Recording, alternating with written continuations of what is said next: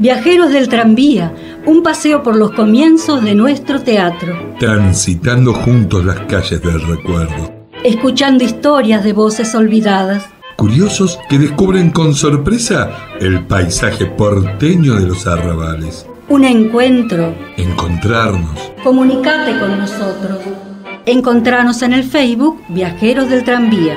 Gracias por estar ahí. Gracias por su compañía.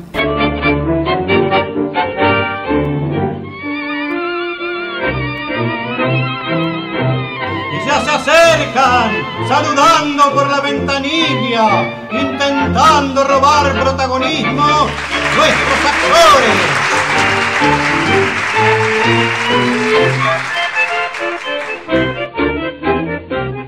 Este programa está auspiciado por el Ministerio de Cultura de la Nación y ha sido declarado de interés cultural.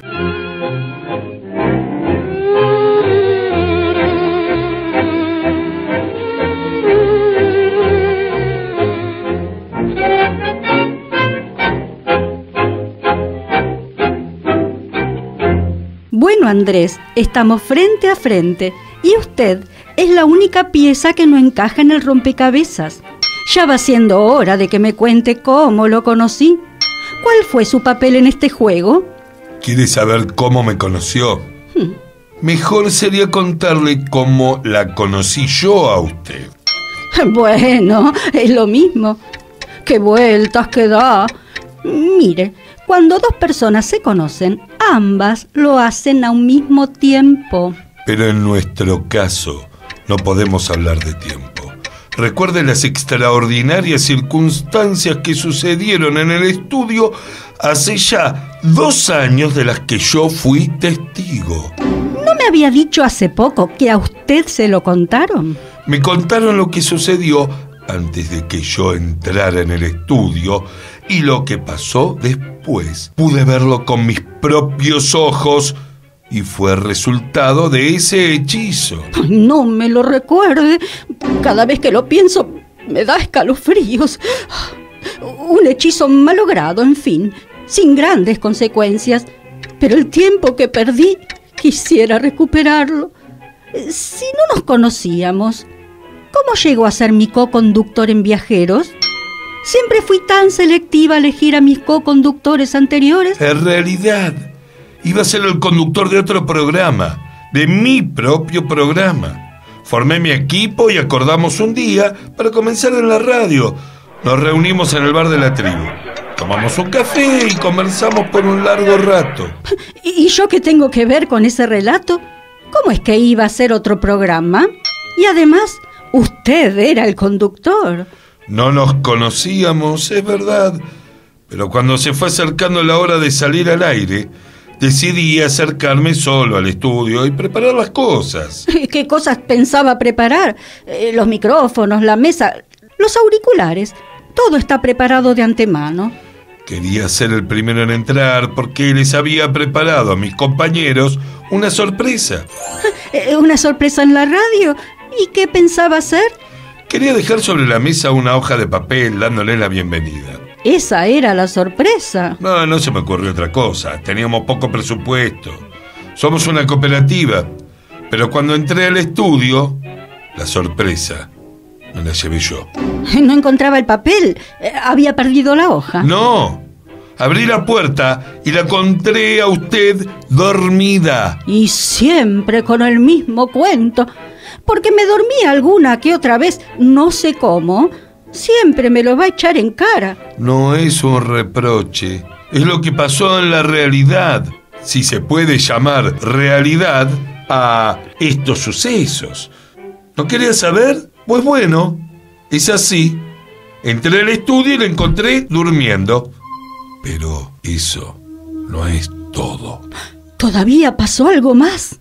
Mucho más. Entonces, siga contando. Al abrir la puerta, un ambiente extraño en la penumbra me hizo dudar. Estuve a punto de volver sobre mis pasos y buscar al operador para preguntarle. Pero la cabina del operador había desaparecido. Perdí el rumbo. No encontraba la puerta y me di cuenta que también se había esfumado la salida. ¿Y entonces qué hizo? Dudé de acercarme a usted y despertarla, pero algo me distrajo. Llegué a dar unos pasos,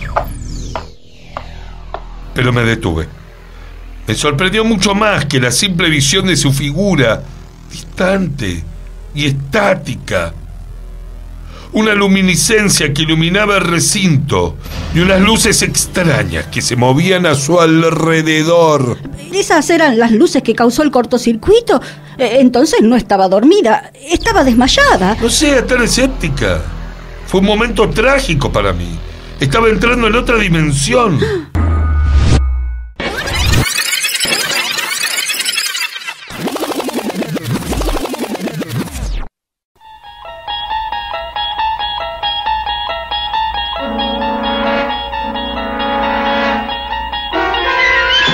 Estamos viajando hacia una dimensión distinta a la del mundo de la visión y del sonido.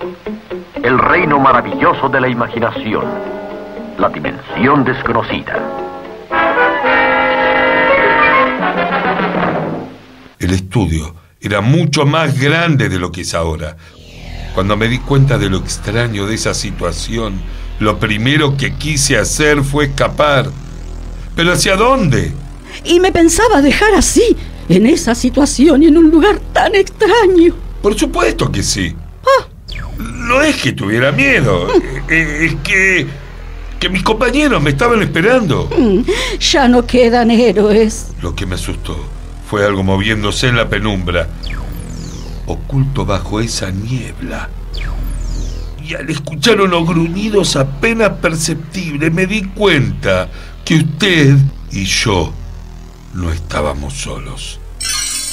Y esa compañía era sobrehumana. ¿Y cómo se dio cuenta si no lo vio? En realidad, me di cuenta justo en el momento en que lo pude ver. Usted, Ana María, estaba custodiada por un dragón. ¡Ay, pero qué coincidencia! Justamente hace años, para ayudar a mi fantasma, hice sin querer un hechizo que me salió muy mal y se apareció un dragón. Recuerdo que nos trajo a mi fantasma y a mí algunos inconvenientes.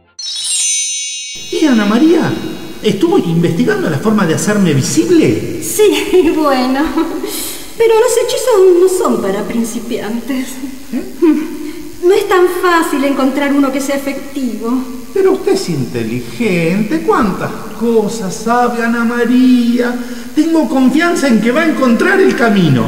Le dije que no es tan simple. ¿Se cree que soplar y hacer botellas? Bueno, cuénteme algo. Le confieso que tengo mucha curiosidad. ¿Qué hizo? Otro día le cuento. Todavía tengo que practicar bastante. Esperé toda una semana pensando que va a encontrar la fórmula para hacerme visible. Bueno, está bien, se lo cuento.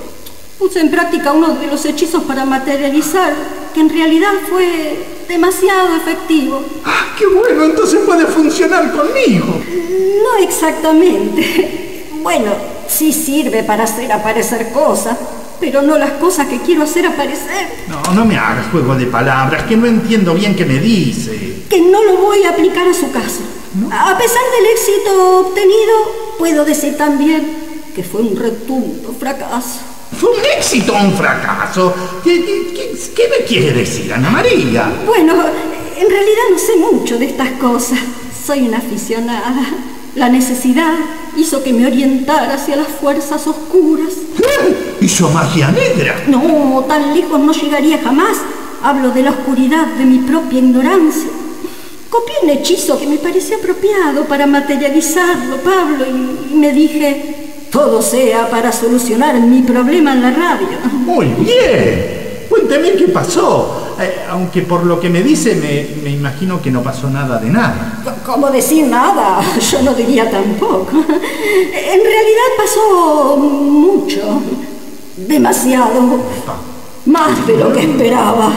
Ay, entonces algo pasó. ¿Para qué tanto misterio? Bueno, cuénteme su experiencia. Si algo no salió tan bien, lo podemos intentar juntos nuevamente. Acá en la radio no, Turchiski. ¿No? Pongámoslo así. Mis vecinos nunca sabrán por qué desapareció la puerta de entrada del edificio. Y tampoco por qué apareció después arriba de un árbol. ¿Cómo? ¿Pero qué pasó? ¿Qué tiene que ver eso con la materialización? Alguien decía siempre, puede fallar, pero algo sí puedo contarle. Sí. Desde ayer me di cuenta que los dragones son bastante simpáticos.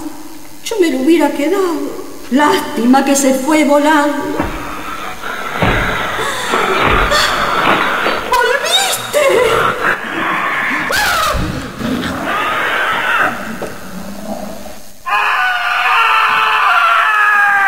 ¡Ay, qué desastre!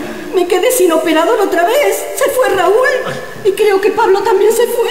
No, yo estoy escondido tras suyo. Se fue el dragón. Acaba de irse.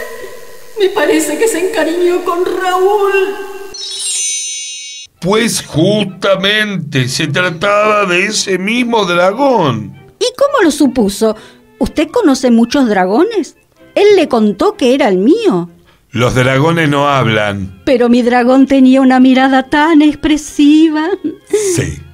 Y unos dientes tan afilados. Bueno, dejemos los atributos de mi dragoncito de lado. Continúe contando. Usted siempre se va por las ramas. Eso hubiera querido, irme por las ramas, escaparme de ahí. Cuando la niebla se disipó, nos encontramos los tres en medio de un bosque. ¿De qué bosque me habla? Pero no me dijo que estaba en el estudio. Había entrado en el estudio, pero me encontré de pronto en un espacio irreconocible, en algún lugar imaginario, como formando parte de un cuento. Y yo no me desperté con su presencia. Me imagino que habrá gritado al ver a mi dragón. ¿Cómo lo supo? ¿Me escuchó dormida? No, pero lo conozco demasiado. Y además, todos hacen lo mismo cuando lo conocen. Por eso tiene pocos amigos. Y usted y yo, ¿en qué momento fuimos presentados? Ya fue suficiente por hoy. Le dije mucho. Oh. Me aconsejaron que fuera lentamente. ¿Y me va a dejar así, con esta intriga? Bueno, por lo menos voy imaginando el escenario en donde estuve estos 2 años, dormida en medio de un bosque, custodiada por un dragón. Dejé de ser reina y me transformé en la princesa de un cuento. ¿Se da cuenta? La bella durmiente del bosque encantado. Bueno, no se agrande. Yo no diría la bella durmiente, exactamente. Tampoco es usted el príncipe. Bueno, en fin. Nunca somos lo que quisiéramos ser. Volvamos a la realidad. Sí, a nuestro presente. Ya es la hora de comenzar con nuestro programa. Y emprender este hermoso viaje juntos. Subamos a nuestro tranvía. Porque este paseo está por comenzar.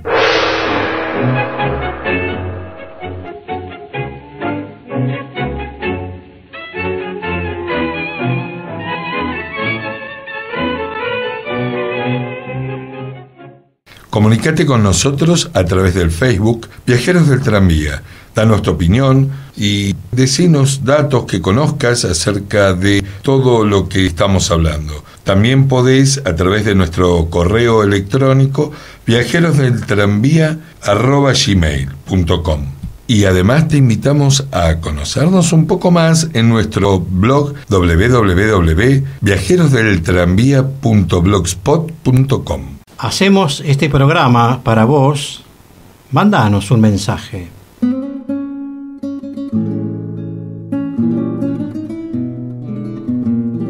El silencioso que va a la trastienda. Poesía de Evaristo Carriego. Francamente, es huraña la actitud de este obrero que de la alegre rueda casi siempre apartado se pasa así las horas muertas con el sombrero sobre la pensativa frente medio inclinado. Sin asegurar nada, dice el almacenero, que por momentos muchas veces le ha preocupado ver con qué aire tan raro se queda el compañero contemplando la copa que apenas ha probado.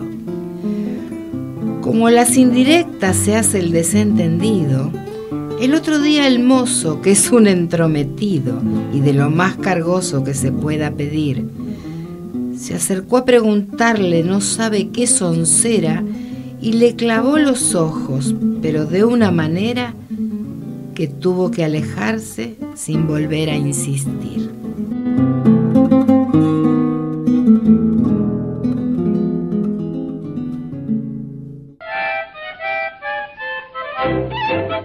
El teatro argentino en las épocas del sainete tenía mucho de vocacional.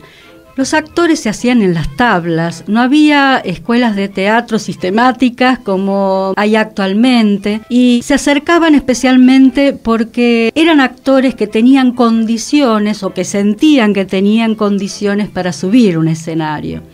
Aprendían viendo a los grandes maestros, se veía mucho teatro.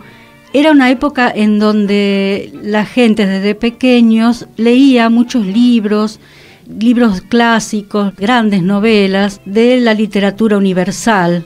Había una gran cultura, aún en gente muy humilde. Y esa chispa, ese deseo de hacer teatro o de cantar, tenía como el contraste de la pobreza en la vida cotidiana de mucha gente que vino, inmigrantes, que vinieron a vivir en los conventillos. Cuando se tiene una vida de una gran riqueza espiritual y cultural, pero a la vez hay que trabajar para ganarse el pan y no se tienen grandes perspectivas, la parte artística que hay en cada uno surge de alguna manera y es un poco la ilusión que ayuda a vivir.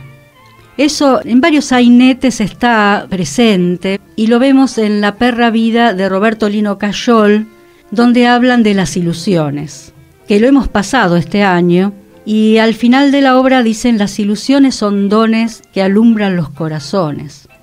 Era una época en donde algunos cantantes tuvieron éxito como Carlitos Gardel, que luchó mucho yendo a los cafetines para hacerse escuchar, se fue asociando así de amigos como para decir, bueno, vos tocas la guitarra, yo canto, vamos juntos a cantar a un cine, a un entremés, o vamos juntos a los cafetines. Él fue cambiando de dúo, o sea, hizo el famoso dúo con Razzano, pero se había asociado, por decir así, con otros artistas y también hizo teatro, también trabajó en los sainetes. Entonces queríamos hablar un poquito de esas épocas de teatro en donde mucha gente sin la formación actual, que ahora hay universidades de teatro donde se estudian distintas técnicas. Antes la técnica era estar en un lateral mirando a los actores protagónicos y aprendiendo de ellos, de estos grandes actores que también surgieron desde su humildad, de su pequeñez y formaron después grandes compañías y llegaron a comprar grandes teatros. Pues sabes que estaba buscando historias de algunos actores y una que me llamó la atención es la de Parravicini, sí, de Florencio Parravicini. No conocía nada de él y no sé si querés te cuento algunas cosas. A mí no, a los oyentes. Te la cuento a vos. A mí después sola. A vos sola, que no escuche nadie nos va a escuchar. Está bien para mí. Bueno, al principio nació el 24 de agosto del 76. Fue hijo de un coronel argentino que dirigió la penitenciaría y fue nieto de un marqués italiano. Y a los 14 años pensaba hacerse cura y no lo hizo. Así que se fue al sur, a la Patagonia, a cazar. Acá hay un dato que no me queda muy claro porque yo no sé si hay lobos, pero acá figuraba que se fue a cazar lobos. Es posible.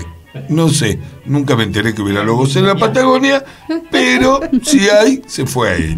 Habrá sido un zorrito patagónico, un zorrito colorado. Probablemente. A los 25 se fue a Europa y en 5 años se gastó toda la fortuna que había heredado. Ay, se habrá divertido bastante. Me hubiera gustado ser amigo de él en esos 5 años. Sí, ¿no? Y me imagino, aparte con plata, pero se ve que tenía mucha, pero no le duró. Como se le terminó la plata, se fue a París y empezó a trabajar como cantor criollo. Bien, de regreso a la Argentina, se hizo contrabandista en Puerto Deseado, al sur. Bien, me gusta esa parte. No me extraña que después haya sido actor.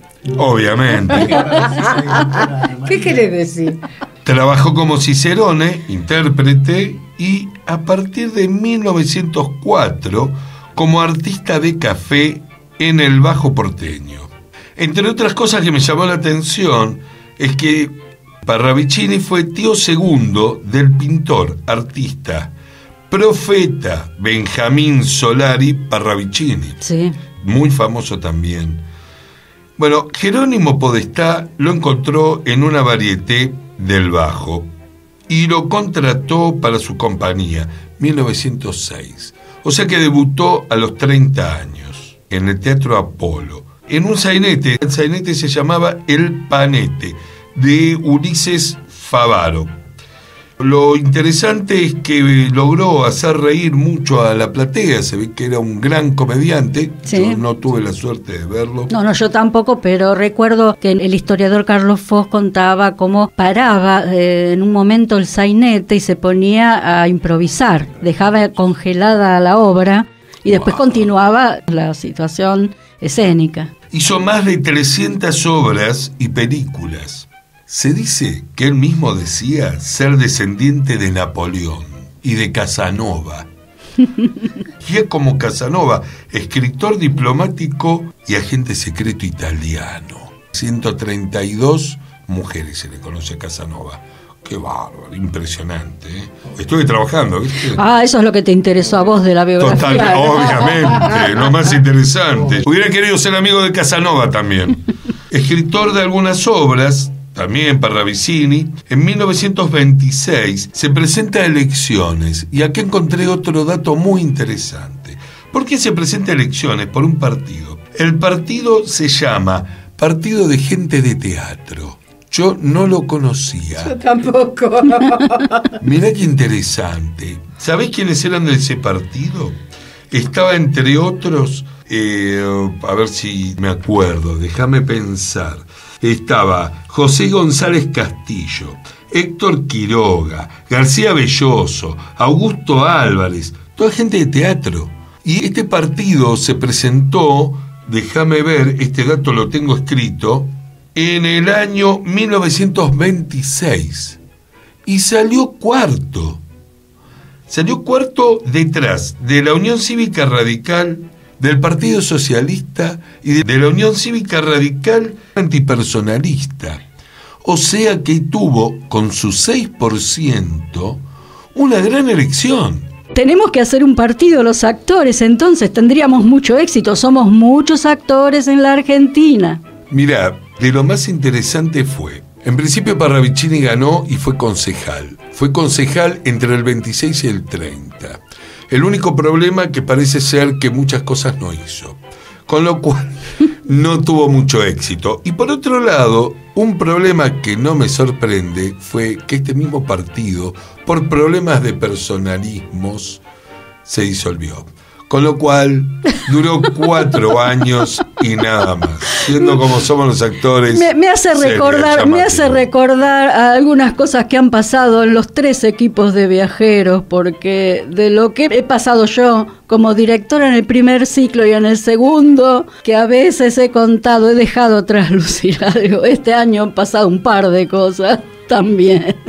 Nunca más, nunca más. Ahora ya está, este es el último. Es muy difícil en los elencos formar un grupo que sea armónico, que es lo que yo siempre busco, porque siempre hay individualidades, hay egos malentendidos, porque no está mal que el actor tenga, digamos, el ego de decir, bueno, hay que tenerlo para tener la valentía de subirse a un escenario en cierta forma, pero también la humildad de pensar, no soy yo que me subo al escenario para hacerme ver, no buscar trascender uno desde lo personal, sino formar parte del engranaje de la obra. Es decir, uno como actor está en función del personaje y de la obra y del trabajo de todos los compañeros en conjunto.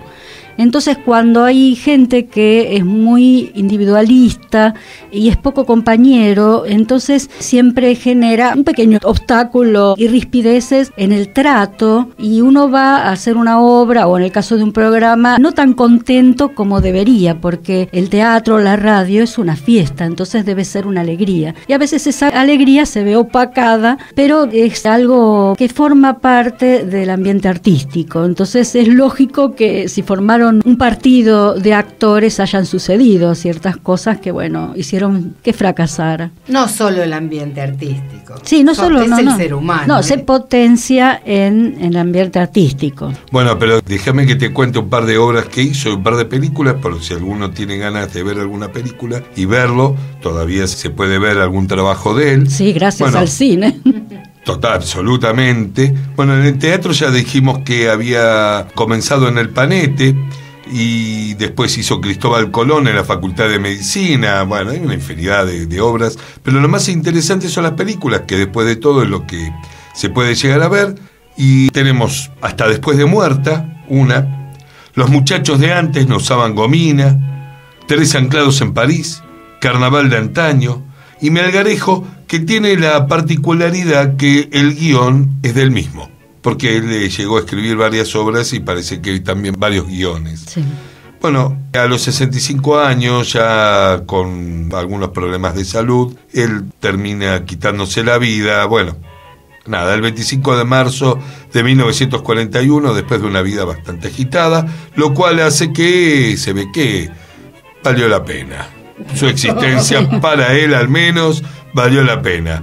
Brindo por vos, Parra Vicini, quiero parecerme. Sí.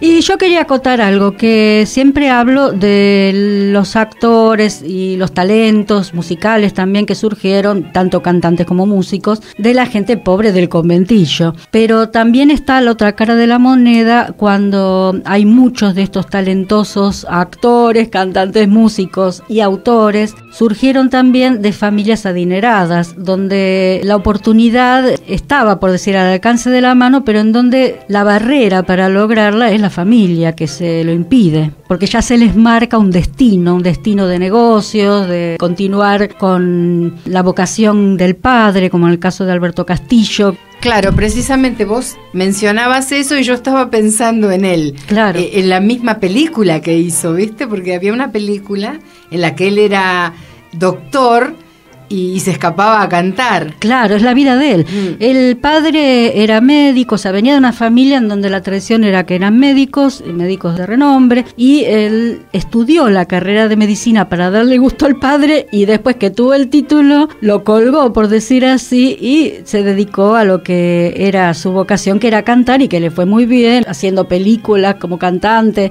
recorriendo hasta los clubes de barrios, y sí, y ha formado parte de Viajeros del Tranvía con la canción en el 2012 y también en el 2013, que le ha cambiado, no es la misma, y la de 2016 del final, cuando nos despedimos, y cada tanto pasa un tango de Alberto Castillo. Es más, yo he tenido a su hijo como médico personal. El hijo ha continuado la tradición, es un gran médico, así que bueno. Reivindicó al padre. Claro, y el padre de la familia. Hasta el último momento siguió cantando. Y bueno, eso sucedía, que había muchos que venían de familias adineradas y la dificultad que ellos tenían para lograr su vocación era justamente la familia que se lo impedía. Y muchos han tenido que abandonar esa familia y abandonar sus lujos, su riqueza y ser pobres, pero prefiriendo esa vida para poder hacer su vocación. Estaba muy mal visto en aquella época ser actor y especialmente ser actriz.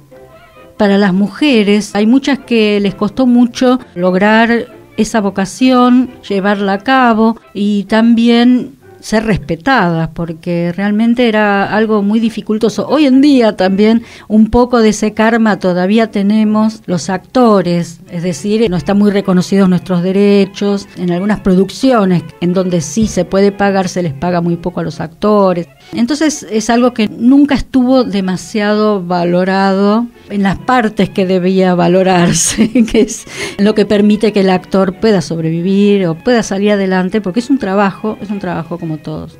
Es que realmente no se entiende como una profesión esto. Y a veces lo notamos cuando la gente te dice, ¿vos qué haces? Soy actor. Sí, pero ¿de qué vivís? Claro, sí. O sea, ¿qué argumento le das? Claro.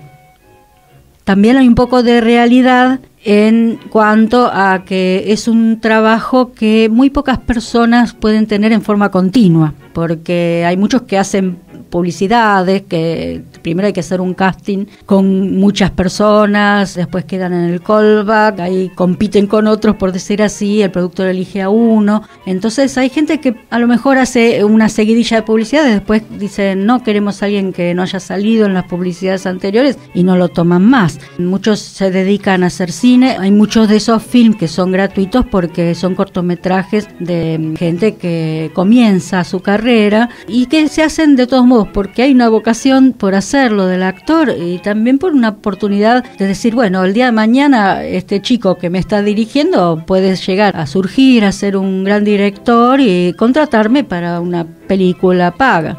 Bueno, y alguien que también tuvo mucha relevancia en aquella época de los sainetes y de los inicios del teatro argentino fue Elías Alippi, que formó compañía con Enrique Muiño. Nosotros hemos podido verlos en Así es la vida, en la película, y Enrique Muiño muchas más películas que Alippi. Es decir, Enrique Muiño hizo La Guerra Gaucha, por ejemplo, que es una de las películas más artísticas de aquella época, está muy bien considerada. Y eran amigos y formaron compañía y trabajaron mucho juntos en los comienzos con los Podestá como actores, o sea, después se fueron formando su propia compañía que fue muy conocida y eran muy diferentes ellos entre sí. Alippi era más metódico, puntual, meticuloso, y Muiño era más bohemio. Muiño llegaba tarde a los ensayos, pero muy tarde a los ensayos, entonces esto exasperaba un poco a Alippi, pero nunca se cortó esa amistad. Cuentan que una vez Enrique Muiño llegó demasiado tarde a uno de esos ensayos, como 1 hora y media más o menos, y como sabía que su amigo se iba a enojar, antes de llegar al ensayo había atrasado el reloj. Y entonces cuando llega, Alippi lo increpa y se enoja y Muiño le muestra el reloj, así muy inocentemente, como diciendo, no, es la hora. Y entonces Alippi se saca su reloj, que tenía un reloj muy costoso de oro, del cual él estaba orgulloso, y dice, entonces esta porquería no sirve para nada, se lo saca, lo tiró al piso y lo rompió con el taco del zapato para darle una lección a Enrique Muiño, y Enrique Muiño se puso a llorar. Eran realmente muy creativos y muy amigos, bueno, tuvieron que poder pasar por encima ciertos obstáculos, pero no eran problemas muy grandes. En lo que hablábamos antes del ego, es decir, no eran choques entre ellos, no era mal compañerismo, era simplemente otras costumbres. Comunicate con nosotros a través del Facebook Viajeros del Tranvía. Danos tu opinión y decinos datos que conozcas acerca de todo lo que estamos hablando. También podés, a través de nuestro correo electrónico, viajerosdeltranvía@gmail.com. Y además te invitamos a conocernos un poco más en nuestro blog www.viajerosdeltranvía.blogspot.com. Ellos cultivaron un repertorio en donde había un predominio de la comedia dramática, aparte de haber hecho los sainetes y diferentes obras. Su mayor éxito fue Lo que le pasó a Reynoso, que es una pieza costumbrista. Ellos se conocieron en 1916 en el Teatro Nuevo. En ese lugar hoy está el Teatro San Martín. Trabajaban en la compañía de los Podestá. Muiño era un hijo de inmigrantes gallegos y el padre quería que él estudiara o que fuera un trabajador, un hombre hecho y derecho, y trabajó como vendedor ambulante. Llegó a dormir en una fonda también, hasta que el padre se cansó y lo enroló de marino en la fragata Sarmiento. Ahí transcurrieron 7 años y mientras estaba a bordo, cuando iba viajando por todo el mundo, él hacía funciones de teatro para sus compañeros. El actor pierde el pelo pero no las mañas.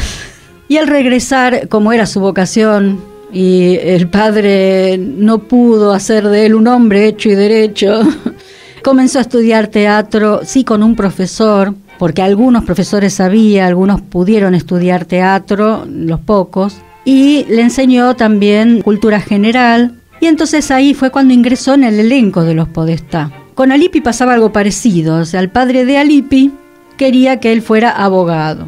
Por supuesto, los padres, era la época de Mi hijo el doctor, como estaba la famosa novela, Mi hijo el doctor. querían que estudiaran o médico o abogado, porque era la forma de salir adelante en esa época, que no había tantos especialistas como hay ahora. Y aparte que eran especialidades que se pagaban muy bien. Y también podían en cualquier lugar, no solo en Buenos Aires, desarrollar su carrera y asentarse. Pero, por supuesto, lo mismo que pasaba con Enrique Muñoz, a Lippi lo que le atraía eran las tablas. Por eso se presentó en la compañía de los Podestá, y como, aparte de actor, Lippi también bailaba tango, enseguida lo tomaron en esa compañía y pocos días después estaba bailando tangos en Justicia Criolla, que era una zarzuela porteña de Ezequiel Soria. Lippi fue, por decir así, el más importante en esa dupla Muñoz-Lippi, porque él era director, además de actor, era quien hablaba con los dramaturgos y les pedía que les escribieran para ellos algunas piezas, era el que también leía obras extranjeras, para ver, era el más dinámico, por decir así. O sea, Muñoz recibía todo lo que Lippi trabajaba para esa compañía. También trataba de influir en los escenógrafos, en los iluminadores, y también dirigió 2 éxitos de la Comedia Nacional en su época de oro, que fueron Calandria, de Martiniano Leguizamón, y una versión de Martín Fierro que tuvo muchísimo éxito. Lippi nació en Buenos Aires el 20 de enero de 1883 y falleció el 3 de mayo de 1942. Fue uno de los mejores artistas de nuestro teatro y tenía muchísimas cualidades como bailarín de tangos, y además fue autor de varias piezas teatrales, como por ejemplo Fresco el Andarín, escrito en colaboración con Augusto Garrido. Podemos recordar otras piezas: El Indio Rubio, El Dolor Ajeno, Viva la República, Hay que hacer algo por la revista, No se jubile don Pancho, Mi mujer quiere casarse, El conventillo de las 14 provincias, El cantar de los tangos, La borrachera del tango, Tarantín y compañía, Sos bueno vos también, Con esta sí, Atención al fogonazo, Hasta el San Martín no para, Telones y bambalinas, Del tango al Charleston. Y como hablamos tanto de teatro, yo diría, ¿por qué hablamos tanto de teatro? ¿Qué les parece a ustedes? ¿Por qué tocamos tanto ese tema? Y tocaste un tema bastante interesante y estabas mencionando lo que les costaba a muchos actores que nombraste comenzar desde abajo o desde muchachos presenciando obras sin tener, digamos, una escuela de teatro. Claro. Ahí se ve el verdadero actor, se van fogueando en ese métier. Y si está la vocación y la pasión, tiene que salir un buen actor. Claro. Eso es lo que yo pienso. Sí, es lo que lleva. Lo que natura non da, Salamanca no presta. Ya lo dice el refrán. Actualmente hay actores, sabemos que hacen ficción, que nunca estudiaron teatro. Obviamente necesitas una técnica, un director, quien te dirija, quien te corrija, leer, pues eso forma a la persona. Porque puede ser muy talentosa, pero hay cosas que lo tenés que hacer y al cabo de los años lo lográs, trabajando, como han hecho ellos. Los que tenían dinero y no podían seguir haciendo teatro lo harían a escondidas, como el caso que mencionaste recién, y leyó también Andrés, con mucho sacrificio, pero al fin lograban hacer lo que querían, lo que amaban. Porque como todo trabajo, vos estás satisfecha si lo que haces lo amás. Claro. Pones toda tu pasión, todo tu ser. Es así. Sí, es que hay gente que busca hacer un trabajo, algo para ganar dinero actualmente, por ejemplo, pero no busca dentro de sí mismo cuáles son sus condiciones, cuál es su vocación, lo que uno trae desde chico adentro, que como yo que dibujaba desde chica y hacía apuestas y coreografías y teatro, o sea, tenía un poquito de todo lo que hago ahora. Yo traté de ser genuina conmigo misma, es decir, no abandonar todo eso por ir a trabajar a un supermercado, es decir, traté de buscar dentro de lo que a mí me gustaba ganarme la vida también, para poder hacer las dos cosas. El sueño, yo sueño hacer, tener, lograr un sueño, y es verdad. Si puedes cumplimentar ese sueño, sos la más feliz. Hay muchos temas que vamos a seguir conversando. Y contarles un poco al público lo que pensamos hacer ahora cuando salgamos de acá de la radio. Vamos a ensayar la próxima obra, que es Entre bueyes no hay cornada y La nube, 2 obras magníficas. Ya se van a enterar, no se impacienten. Sí, porque para nosotros no hay mayor felicidad que estar haciendo este programa en este momento y saber que vamos a salir y vamos a continuar haciendo teatro. Y aparte, Nonel nos va a hacer de Petrona. ¿Se leyó la letra, Nonel? Estuve leyendo un poquito, sí. ¿Y qué tal? ¿Te gusta el sainete? Sí, me gusta. Es muy dinámico. Además, con la característica de los versos, ¿no? Que le agrega una cosa especial. Sí, es muy, muy linda esa obra, y muy dinámica y muy graciosa. Así que bueno, saludamos al público hasta la semana que viene, y bueno, muy contentos todos de estar haciendo este programa, de haber llegado hasta aquí, porque ya ¿cuántos meses llevamos? 5 meses. 5 meses hemos cumplido. ¿En serio? Y más o menos, ¿no? Tenemos que salir a festejar. Ayer me estaba acordando, nosotros comenzamos a conocernos en diciembre, creo. Diciembre, enero. Diciembre empezamos. ¿Ah? Empezamos Y allá, ensayando. Claro, los primeros fríos. Que hoy me acordaba viendo unas fotos de la Estación de los Deseos. Te veía ahí pintando ese mural y las fotos con Carlos Alberto, con él, con este con hombre Oscar. también, con Oscar. Y dije, la pucha, yo también dije, mirá, pues ya pasaron casi 6 Sí. meses. Oh, mamá mía, es como los chicos crecen, ¿no? Y me da tanta emoción que me hace mover las orejas. Esto es radio, no se ve. Ya sé que no se ve. Bueno, así que un saludo hasta la próxima y un cariño muy grande. Gracias por estar ahí, gracias por su compañía.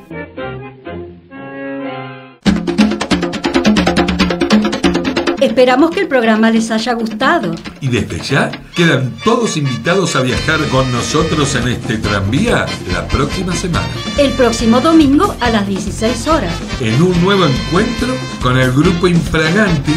Hasta la próxima semana. Siga el baile, con ardiente frenesí. La comparsa de los tres.